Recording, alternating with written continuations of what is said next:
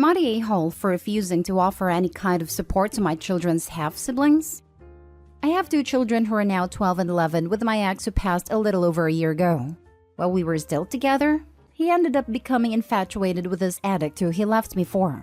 They married and had two small children together. He had limited contact with our children because I fought to keep my kids away from her. Then my ex died, and his wife lost her parental rights, which from the sounds of it, she was fine with. My ex's family wanted me to take the two children and raise them, with the offer of financial assistance from them to aid in that working. I said no, and it led to tension. I did allow them to keep contact going and set up visits, but I do not want to be involved in those other two children. My former in-laws have both run into some health problems, and they have continued turning to me for help, which I have said no to. Recently, my former father-in-law was hospitalized after a heart attack, and my former mother-in-law told me that someone needs to step up and help them with the kids. I said I'm not going to do it. I told them it can never be me, and they need to accept that and find someone else. Now I'm running into a lot of crap from extended family who do not live nearby, saying I am the closest thing they have to a parent now, and that my former in-laws are unlikely to be healthy enough to raise these kids to 18.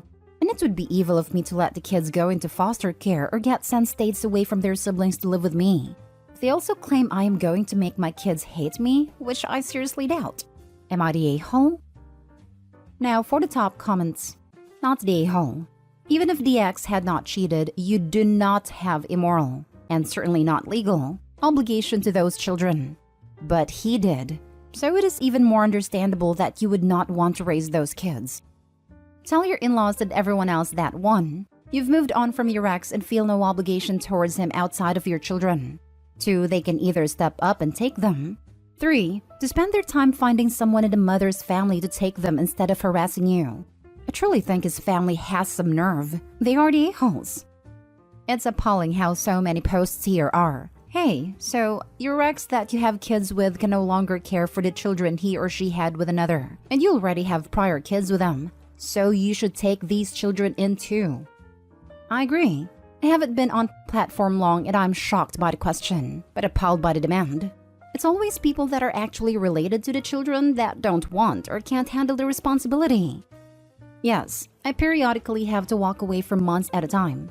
The constant reminder of how society gaslights women into thinking that enforcing boundaries make them a-holes really starts to get to me. Not the a-hole. And you'll never be the a-hole for declining to take in children that you, 1, have no familial or emotional connection to, 2, that are the children of your ex and his new partner, and 3, most importantly, that you don't want to raise. I feel sorry for the kids, don't get me wrong, but they are absolutely not your obligation to care for. And the issue should have been dropped as soon as you said no the first time. Your former in-laws are completely out of line for trying to guilt you into raising the kids their son created with the woman he left you for. How terribly insensitive. Taking them in also opens the door to having to deal with their mother. Even if she's lost parental rights, there's no guarantee that the kids won't seek out a relationship with her, or that she won't reach out to them if/when she gets clean. Additionally, since you limited the contact your kids had with their father/half-siblings, I'm assuming they don't have strong ties to the kids. In which case, I'd argue it's more likely that they'll resent you if you do take them in. Not only will they have permanently lost their dad, but their lives will be further upended by the introduction of two young strangers. It isn't fair to anyone to do this. If your extended family members believe you're failing these children, so be it. They have the option to step up and take them in, but they aren't. Doesn't that make them just as evil as you? My kids don't have that strong of a relationship with them at all. If my former in-laws and I didn't arrange visits with them all, they would never ask me to see them. They never asked about them or wanted to see them when their dad was alive, and they had such limited contact with him. Honestly, they consider each other their only sibling, and their half-siblings are just kids they see sometimes. But I know that could change one day, so I keep access since it's now far safer to do so. Next story. Am I the a-hole for refusing to cook dinner for my stepmother and her guests after she's been refusing to let me eat the food she cooks? 16 male here. My dad married my stepmom just about a year ago. She didn't want me to live here and wants me gone. I've insisted that I should stay as I don't want to live with my mom. Her husband is a piece of work, so we're always clashing.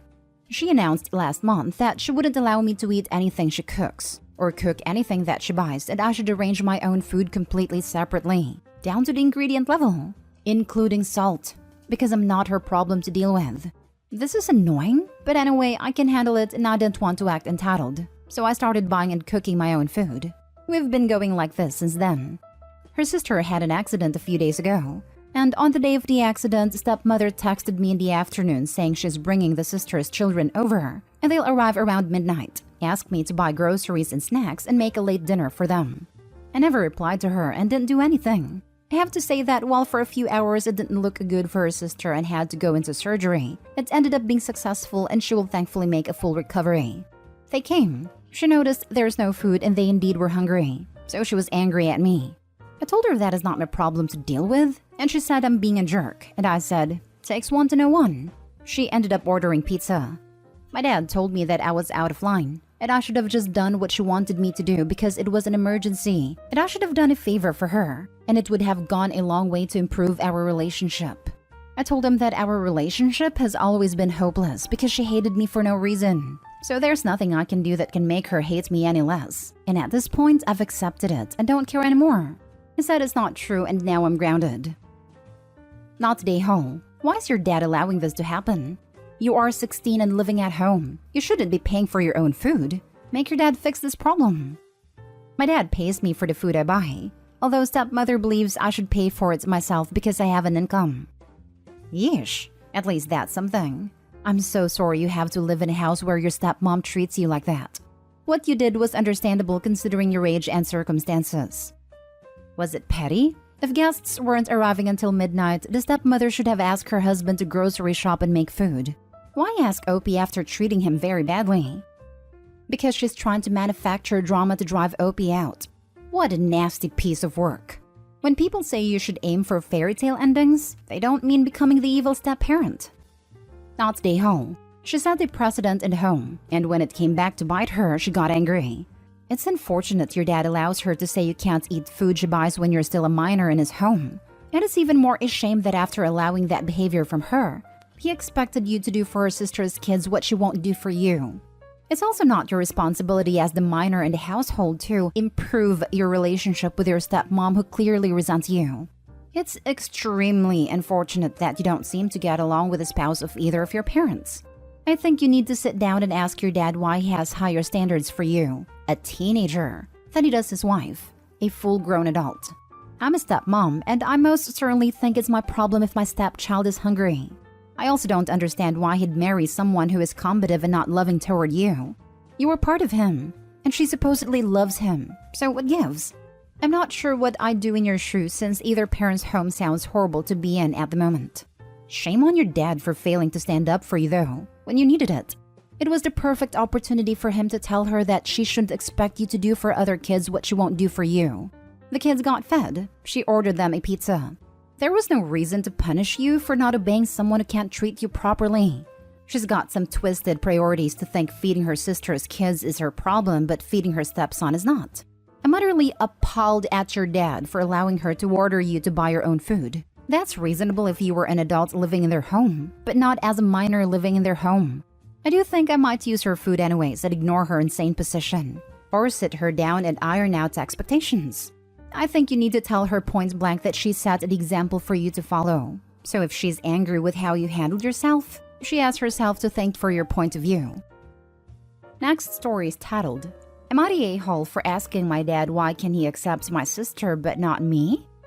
My female 17 dad, male 43, wanted all boys. I was the second born and a girl, something he didn't want. Because of that, my childhood has consisted of him being hard on me and us rarely talking to each other. My parents have 5 kids, 2 girls, 3 boys. The youngest is his other daughter, female 7. They have a great relationship. He talks with her, actually does stuff with her like watch movies, play Barbies, and with her baby dolls. I'm happy for my sister. I'm glad she's getting a good relationship with our dad. But it hurts a lot to see, especially considering my dad has never told me he loves me. And we have never even hugged, 2 things he has done with all my siblings. A week ago, I accidentally came home late from hanging out with my best friend.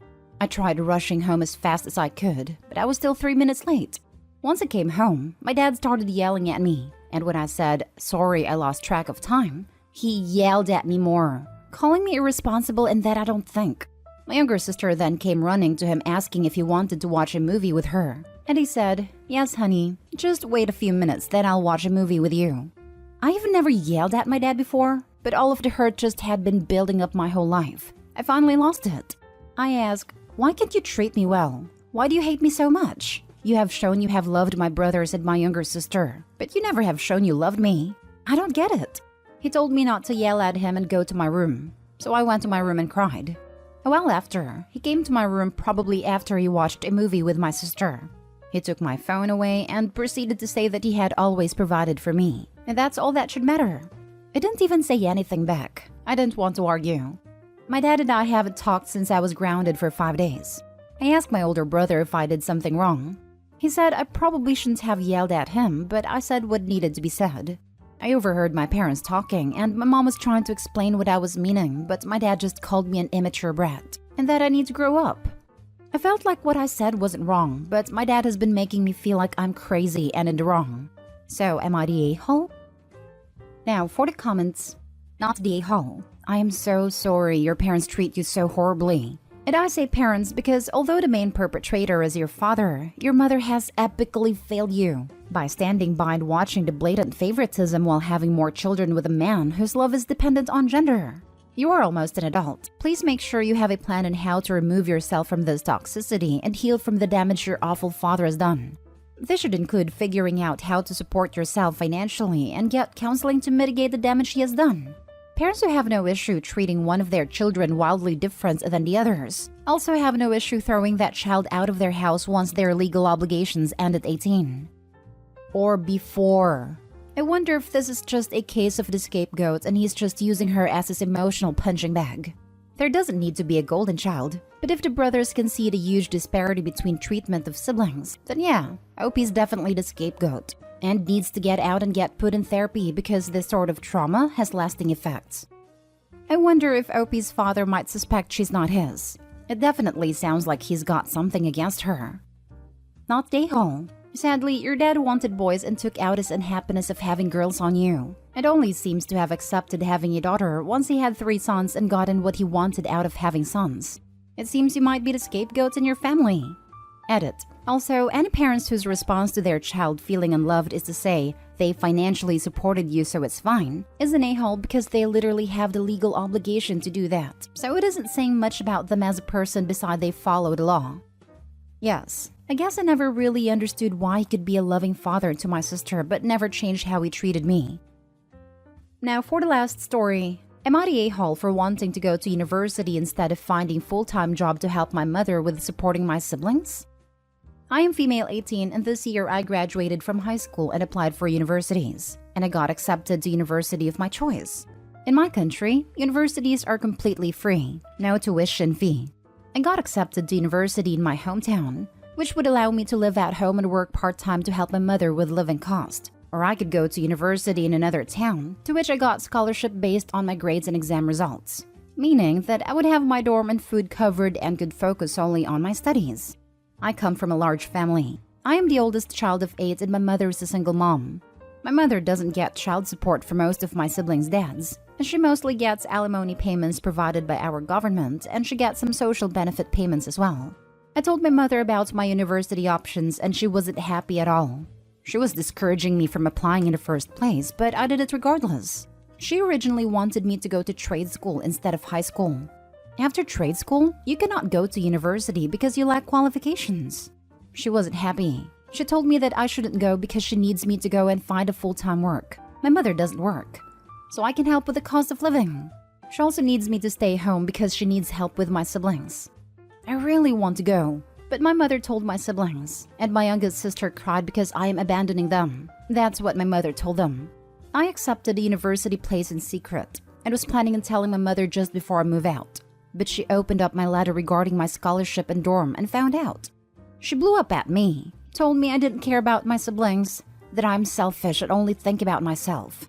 She accused me of being cruel, and my little sister called me an a-hole and my mother agreed. I am devastated. Am I really an a-hole for wanting to go to university? Should I stay and find a job? Not the a-hole. Supporting children is the parent's job. It does not belong to one of the children. Your mom could make an effort to get child support from the various fathers or try to find a job. You should not be giving up university to support your siblings. This is right, OP. You are not required to sacrifice your future for the sake of others. Your mom has made it this far. She'll be able to save money since you won't be home. You won't be eating food or using utilities. There will be more space in the house. You're not abandoning anyone. You're growing up and moving on with the next phase in life. It's okay. Not stay home. Not stay home. She's responsible for all those kids she chose to have, not you. Go to university. Do whatever you want. Exactly. Mom seems to want Opie to just repeat the pattern she's set. If Opie gets no education, she'll have to settle for low-paying jobs. Then when she has kids, she'll probably need their help as well.